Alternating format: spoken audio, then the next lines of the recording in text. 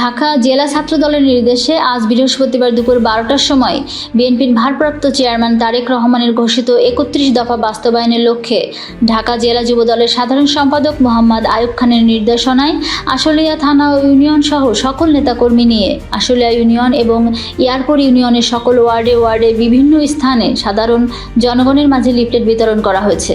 এ সময় উপস্থিত ছিলেন যুবদল, ছাত্রদল, স্বেচ্ছাসেবক দল সহ সকল নেতারা। পথচারী ও বিভিন্ন দোকানে গিয়ে তারেক রহমানের ঘোষিত 31 দফা সম্পর্কে সচেতন করেন। এ সময় উপস্থিত ছিলেন আশুলিয়া থানা স্বেচ্ছাসেবক দলের আহ্বায়ক কর্মীর সদস্য মোক্তার হোসাইন সহ ছাত্রদল, যুবদল, স্বেচ্ছাসেবক দল সহ আরও অনেকেই।